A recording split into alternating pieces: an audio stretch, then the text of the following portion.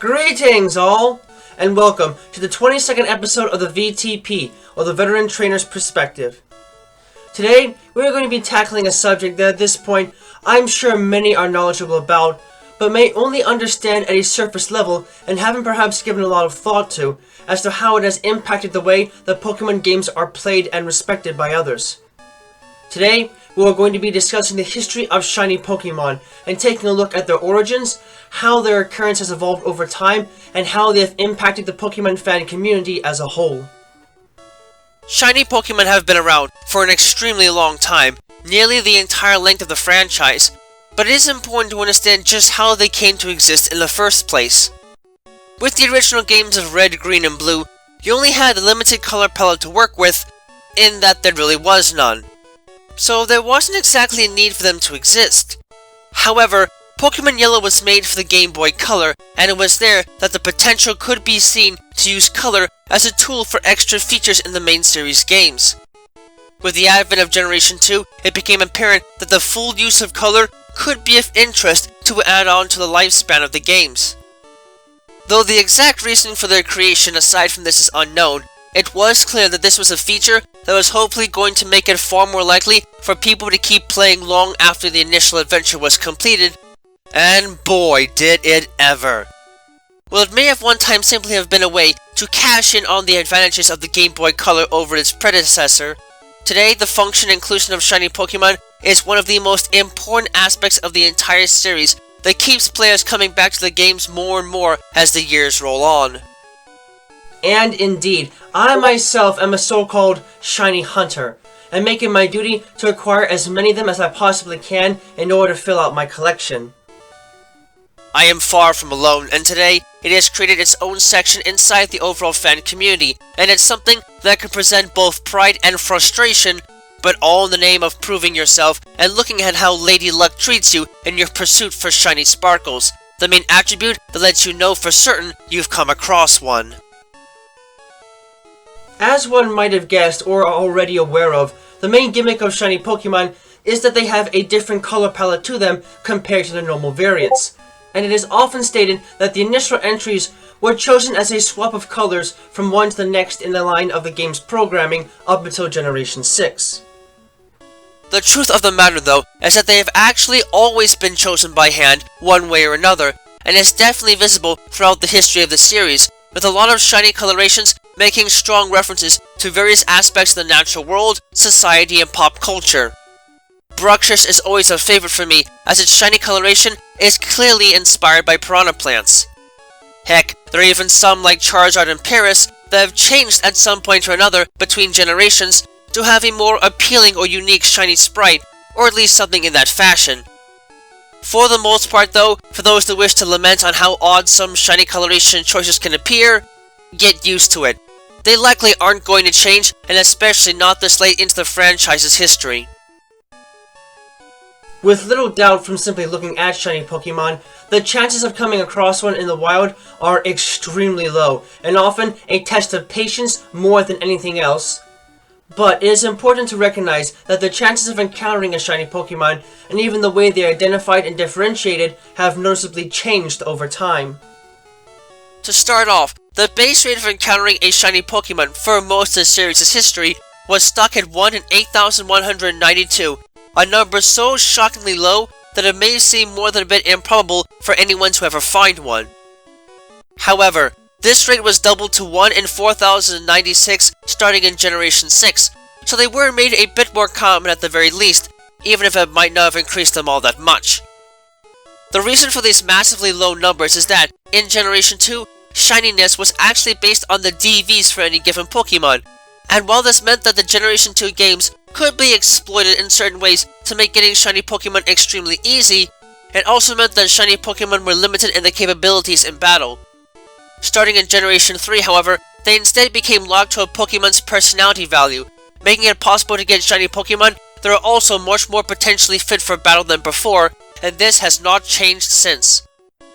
As far as identifying shiny Pokémon goes, it has always been tradition that some sort of animation with sparkles will play out as they appear in the wild initially, and every time they show up on screen from the capture device at the beginning of a battle. The way that these sparkles appear has changed over time a bit, but for the most part, the sparkles have been the key to identifying them. However, it is also fully noted that things changed a bit in Generation 8 with the introduction of an entirely new type of shiny Pokémon, Square Shinies, named so because the usual sparkles are replaced with sparkling square models instead. These types of shinies are even rarer than their normal counterpart, only having a 1 in 16 chance of existing in most cases, though this value changes with certain types of wild encounters and is a guaranteed feature in Pokémon imported from Pokémon Go, as well as special Fateful Encounter specimens. And while certain methods that I will get into in a moment can increase the chances of coming across one of these unique shinies, they are nonetheless incredibly rare by probability alone and a coveted treat for any shiny hunter out there. Thankfully for those that are really looking to hunt for shiny Pokémon for their collections, Game Freak has introduced a number of different methods over the generations to give players more incentive to hunt for these special creatures.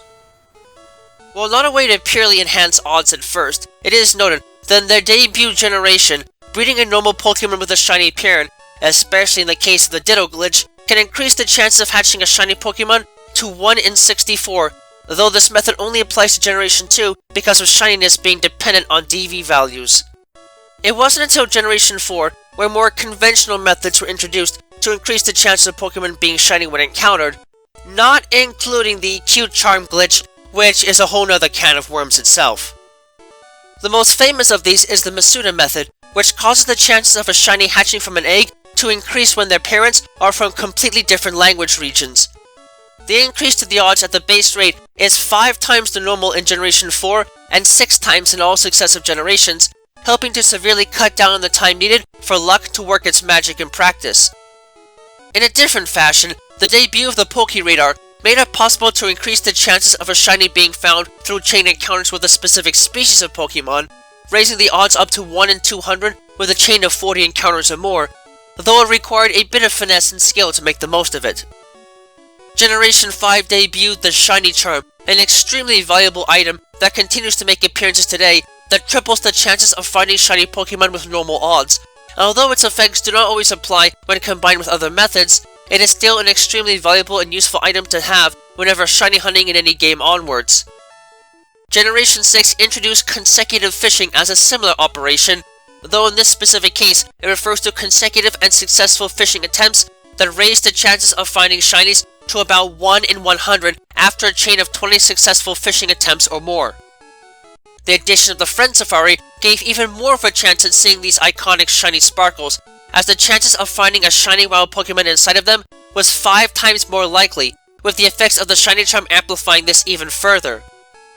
Lastly, for that generation, the DexNav featured in Omega Ruby and Alpha Sapphire allowed for the search of not just rare Pokémon, but also shiny Pokémon for consecutive defeats and ambushes, and while operated on a separate algorithm than normal, based on search level and consecutive defeats, from experience, I can tell you that it was a fantastic tool for shiny hunting and more than worth investing time in if you could. In Generation 7, SOS chains could be used to find shiny Pokémon, with the chances of summoning shiny Pokémon increasing the more of them defeated over the course of a battle, maxing out at 31 KOs, requiring patience and a bit of skill, but being worth trying in many cases. The distance that one travels while riding in an ultra wormhole could also be used to make the chances of a shiny Pokémon appearing higher, maxing out at 5,000 light years and oftentimes increasing the chances to a drastic enough degree that the chances of shinies appearing are beyond high compared to almost any other method imaginable.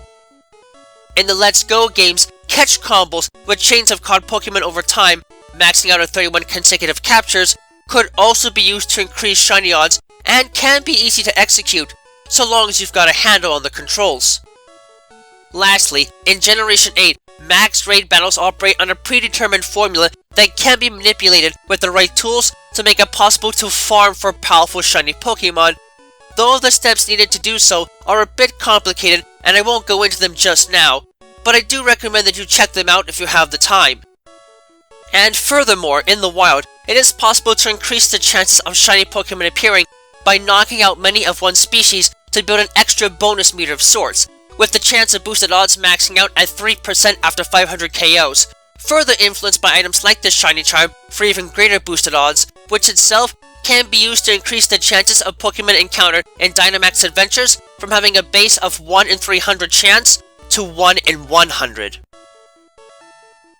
Shiny Pokemon have had more than just a minor impact on the Pokemon community over the years, and while their presence might have only been hinted at in their debut generation, with the red Gyarados of the Lake of Rage being a freebie in those games as a way of introducing their existence, it can easily be said that their popularity in later games has sparked much interest among fans.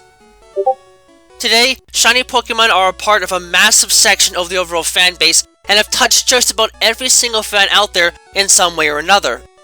Honestly, you can't go anywhere in the community without finding someone that knows about them or has an opinion on them, or knows the different ways to get them, and so on and so forth. They have become an integral component of the entire fan base and are always present, even if the chances of actually getting any are often so low that not everyone is likely to get one on their own while playing through the games.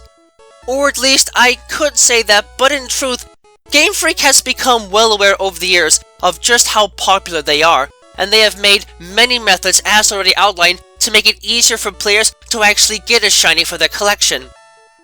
Even so, because these methods usually don't increase the odds to a joking degree relative to the method for encountering a shiny wild Pokemon, their rarity has mostly been left intact in a lot of ways, and something to be cherished and coveted by others to the point of even making a market for them that can help people trade and look for whatever they desire to fill out and complete their collections.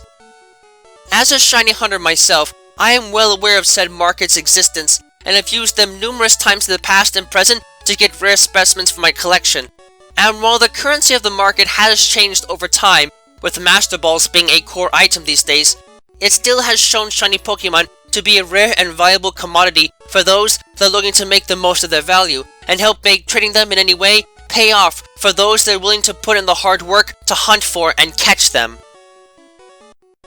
However, with all that said, I would be remiss to not mention something as of late that has really gotten people up in arms at the time of this video. And while it might not seem like a huge deal for the most part, or at least as I see it, it's gotten a lot of shiny hunters more than a bit miffed. It would be an understatement to state that Pokemon Go has changed the landscape of the series in many ways by bringing this series into the real world through augmented reality. And while I personally think that it's the perfect step in making the series as inclusive as it possibly can be, not a lot of people share this sentiment with myself, sadly. In fact, a lot of longtime veterans of the series have seen it in the past and even still in the present as something for casuals only that dilutes the good player fanbase, and yeah, I think a lot of people with that kind of attitude are extremely short-sighted and really don't seem to get the picture as to why the games were made in the first place. But there have been a lot of cries over how much easier it seems to be to get shiny Pokemon in the game, especially when rates are boosted as part of special events, and in a way, sure, on paper, this might seem to dilute the value of shiny Pokemon for them to be so easy to get a hold of in some cases. But the truth of the matter from my perspective is that it's a good thing that they're a lot more common, relatively speaking. As I mentioned before, even with proper methods, getting a hold of shiny Pokemon isn't exactly the easiest thing that can be done in the main series games, so Go offers a chance for casual players to find extra investment in their work, and thus are more likely to play the game and spend money to get what they want, an active enticement that helps to keep profit going, which of course is crucial for Niantic to still support the game. And on that note, even though there is a way to get those shinies transferred from Pokemon Go to the current main series titles, you can only transfer so many of them at a time, and the number you can bring over changes dramatically depending on the type of shiny Pokemon you want to import. So the market hasn't exactly been flooded with shinies that can dilute their value in the main series games. So for those that are mad about Go seemingly making things too easy, keep in mind who the target audience is, and the limits that inherently come with getting all of those shinies into a console game where they can actually be used. With all the different methods that exist now to get shiny Pokemon, some more valued than others, it brings us to a point where all the chapter methods and encounter rates come to a bit of a stop. A point where it's important to see not just how shiny Pokemon became so popular, but more importantly, why they have remained so popular over the years and through multiple generations. It is true that things have gotten a lot easier over time when it comes to obtaining any of these creatures, and while many would think that the act of making them easier over time has diluted their value, again, I think the truth is actually the total opposite. Making them easier to obtain has made them more popular and coveted. There is a fine balance in play here. Keep them rare, and only the most hardcore of players will really try and hunt for them. But make it too easy, and they can lose their value and not capture the same amount of attention one might expect them to have. In the middle, where the odds can be improved enough to entice others to give different methods of shiny hunting a try, you find a place where value is mostly preserved and they can attract a large number of people to take the time to hunt for them. Among other things, this then extends the duration of game time and in turn the duration of their popularity, and in turn helping to make shiny Pokemon increasingly valued by the fan community as a whole, with each and every new generation added. It's not just that though, as Game Freak has removed and introduced new ways to hunt for shiny Pokemon on a regular basis these days, and I think this also helps to keep things from getting too stale, providing different ways for players to invest their time shiny hunting with changing odds and strategies to make the most of these different methods. Some have proven to be more popular than others, but such is the nature of things like this, I would say. Not every new edition is going to be a winning deal, but it keeps players hooked as they wonder what new methods for shiny hunting will come up with each new game and generation. So to say that Game Freak knows how to best stimulate and prolong the value of these creatures would be an understatement. To close this episode out, I would like to offer a few thoughts on it all, straight from someone that does consider themselves to be a shiny hunter. I'll openly admit that I didn't always used to be a shiny hunter. In fact, it is actually a fairly recent position on my end. I had collected a few shinies on my own over the years, just through random gameplay, and I actually still have the very first shiny Pokemon I ever caught outside the Red Gyarados. A shiny Duskull I caught in Ruby, now fully evolved as a Dusknoir. I had no idea what I was really looking at when I first encountered the blood-red creature, but unlike some who have told horror stories of how they ran because they thought it was a bug, or reset their game, or KO'd it because they thought it might give extra experience, I knew straight away that it was something different, something special, so I caught it without even caring about the repercussions it could have, and I'm glad that I did. It wasn't until the advent of the PSS system and the Dex Nav in Omega Ruby and Alpha Sapphire that I truly became engrossed in it all, and once I was hooked, there was no going back for me, that much I knew for certain. I spent so much free time just hunting for shinies, either through the Dex Nav and other methods, trading, or the arduous task of soft resetting for shiny legendaries. I'm even proud to say that my best record for soft resetting for shiny legendaries is 6 in one day, and I did it not just for Omega Ruby and Alpha Sapphire, but also the Ultra Wormholes. I just became that addicted to it, and in the process of all of this, I came to an understanding of just what it all meant to me. I didn't really have a lot of people to play with growing up with Pokemon, if any at all, and because of that, there was a large part of the series that was inaccessible to me for most of my time with it. But shiny hunting became something I could do to really sink my teeth into the franchise in an entirely new way, and without help from others for quite a bit of it. I became addicted to it because it came to be a status symbol for me that I just couldn't let go, that I felt the need to keep improving on time and time again. And while it has caused me some problems here and there, I do not regret any of it. Close calls with some cartridges aside, it is an activity that feels like the perfect time sink for a completionist, and no matter how many of them I catch, the smile never goes away from me the moment I find a shiny for capture.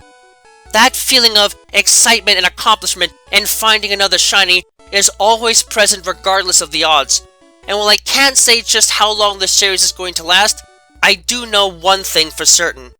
Every time a new generation comes out, or something else new is brought to the series, you can bet dollars to donuts that I'll be there looking for new, sparkly friends to add to my collection, and I will do whatever the hunt requires to get those coveted beasts and add them to the massive family of shiny friends I keep with me, right inside my heart. That's it for this episode, so stay tuned for more as we once again come back in time to view another episode on the V.T.P.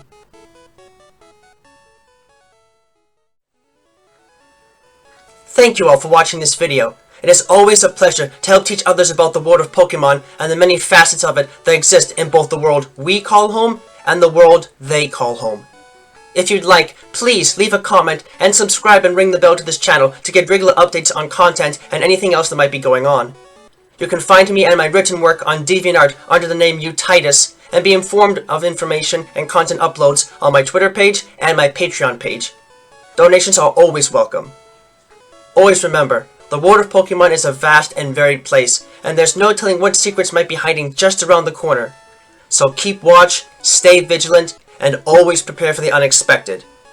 Until next time, have a wonderful rest of the day.